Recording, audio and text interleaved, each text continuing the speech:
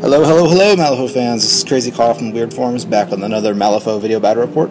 Today it was a 25 Soulstone scrap with me playing against our friend Pat Simpkins, playing Hoffman, and myself playing Marcus the Beastmaster.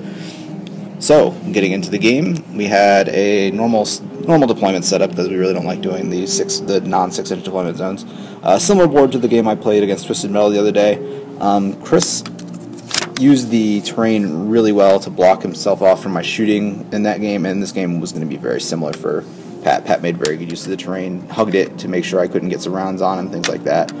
Decreased the surface area because he has such big models. So, getting into it, Pat's crew was Hoffman, the Peacekeeper, a Guardian, Hunter, Watcher with a 4 Soulstone cache, and he had Turf War, Assassinate on Karis, and Bodyguard on Hoffman. So here you can see his crew just trundled up the board on turn 1, didn't really do a whole lot. I think he used the Peacekeeper to drag up the Guardian because the Guardian did something and got slow. I think he slowed it with Hoffman and ended up costing him some movement, but it was fine. On the other hand, you have me playing Marcus. I had Marcus, Karis, 2 Night Terrors, which you can see there, and a Shikome, along with a 7 Soulstone cache. So it was an objective grabbing crew because I had Escape and Survive, and I was taking models I thought that could survive pretty well. And I also had Power Ritual and Stake of Sabotage on the giant rock pile, which you can see. Or no, you can't see it in this picture. You'll be able to see it in another picture. I was hoping to get that with the Night Terrors on turn 1, and as it was turn 1, I was able to power the Ritual in 2 of my table quarters, one with Marcus, the other one with Karis, and then I had the Night Terrors jet up towards the rock pile to try and sabotage it.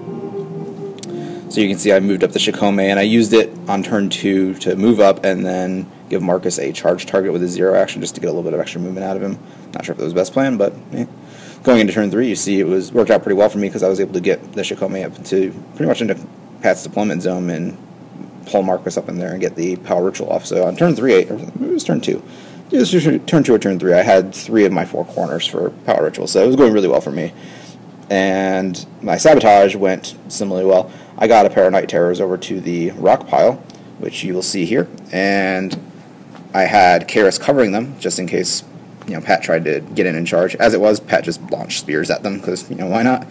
So Pat moved up the Peacekeeper and had Hoffman just machine puppet 3 times. It was very simple and very effective. He killed off one of the Night Terrors, but since he didn't have 4 attacks, he wasn't able to kill off all the Night Terrors.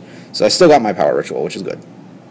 Or not my Power Ritual, I'm sorry, my Sabotage. I always get those 2 mixed up. I unfortunately had my Shikome preyed on the Watcher, which I forgot to mention earlier, and that was a really dumb move. I don't know why I chose to do that. The Watcher's pretty zippy. I mean, to be fair, the Shikome is faster, but when I was using it to get Marcus moving around, which I really should have been, I essentially had an 8 Soulstone caddy, which really is not the best use of the Shikome. I probably should have put it on the Hunter or something like that. Speaking of which, the Hunter took a couple. It was also we had a couple shots off at Karis at a few key moments, and I had to burn Soulstones to keep her from not getting slowed. A lot of people take the Student of Conflict with Karis because the fast is so good with her. Well, conversely, the slow is really bad for her. So there you can see Karis was sitting by that cliff there, and she just took a couple shots from the Hunter, which was not good for her. So I burned through quite a few Soulstones in my turn 3. Turn 4, I moved my Shikome around to try and get Marcus into position, which worked out. I got him up to the cliff, but he's a hit-and-run guy, and he really... this is a hard crew to nickel and dime. And you'll see here that the Peacekeeper moved up with Hoffman, and they pretty much annihilated Karis this turn. I think it was turn 4. I just positioned her poorly and had a really tough time, but he got her down to, I think, like 4 wounds, which not great, but she was slow, which, again, sucked, but I was able to keep her alive at the very least, but it was still pretty rough. So you also see the Watcher sitting really far away from my Shikome, which you see is over next to Marcus. Not probably the best place for it, but again, I didn't want to expose it.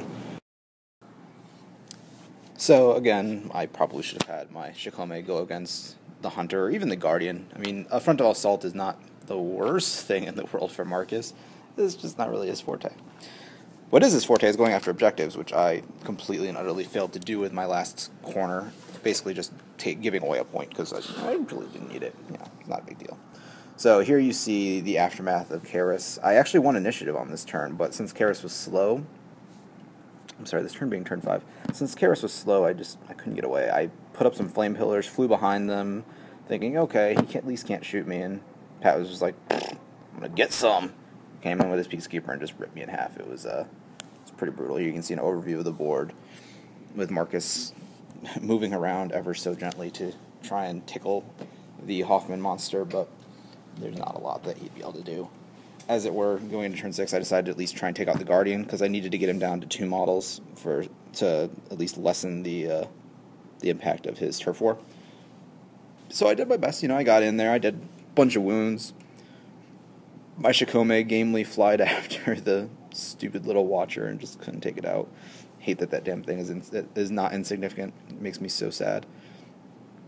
Here you see my Shikome just sitting next to the Peacekeeper because it's not going to do much else. I think I was playing for a turn 7 at this point because I needed to kill models and I just couldn't do it. I mean, that's really not Marcus's forte. I mean, he can do it, but it's not what he's good at. So I did my best, and as a result, failed. So going for the turn 7, we ended up not getting it. So the way it worked out is Marcus, did his duty, did the best he could, survived. Good job, Marcus. I should have taken Bodyguard, but who does that with Marcus? So I ended up getting 1 point for my Power Ritual because I decided I didn't want the other one, 2 points for my Sabotage, and nothing for my Escape and Survive because I lost too many models. Whereas Pat got 4 for his Turf War, 2 for his Assassinate, and 2 for his Bodyguard. He actually didn't take Assassinate, he took Kill Protege, but I just said, whatever, it's the same thing, you just take Assassinate. So, ended up being 8-3. A great game, and I really hope you guys enjoyed it. See you next time.